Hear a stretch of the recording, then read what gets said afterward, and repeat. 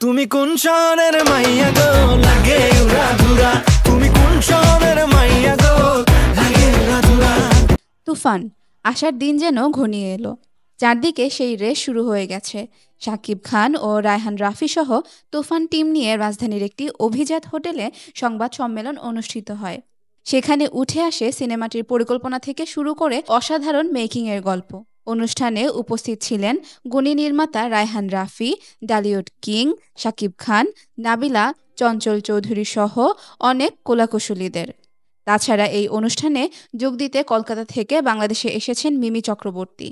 সংবাদ সম্মেলনে শাকিব খান বলেন, আমি যখন প্রথম তুফানের গল্প শুনি তখন আসলে বিশ্বাস করতে পারছিলাম না এটা পর্দায় তুলে ধরা কিভাবে সম্ভব। রাফিকে প্রশ্ন করেছিলাম, ও আমাকে অভয় দিয়েছিল।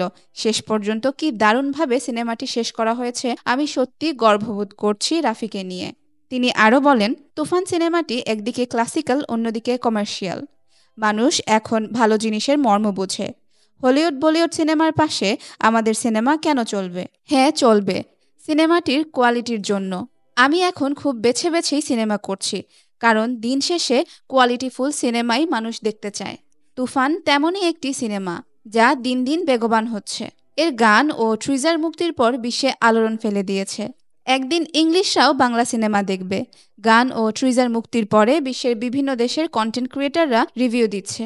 দর্শক এভাবে আমাদের পাশে থাকলে তুফান ইতিহাস গড়বে। এই তুফান শুধু বাংলায় নয়, এই তুফান বয়ে যাবে গোটা পৃথিবীতে। রায়হান রাফি শাকিব খানকে নিয়ে বলেন, আমি যখন স্ক্রিপ্ট লিখছিলাম তখন প্রতিটা সিনেই আমার চোখের সামনে শাকিব ভাইকে কল্পনায় আসছিল। সিনেমাটি আসলে শাকিব খান ছাড়া সম্ভব হতো না। আপনারা শাকিব খানকে একেবারেই অন্য লুকে এখানে আবিষ্কার করতে পারবেন। নতুন এক মেগাস্টারকে খুঁজে পাবেন। তুফান দেখার পর মনে হবে একটা মানুষ এত ভালো অভিনয় কিভাবে করতে পারে।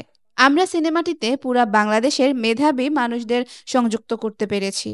আপনারা যে ভিজুয়াল দেখবেন একজন বাংলাদেশি মানুষেরই করা। শাকিব খানের অসাধারণ মেকআপ থেকে শুরু করে সবকিছু মেড ইন বাংলাদেশ।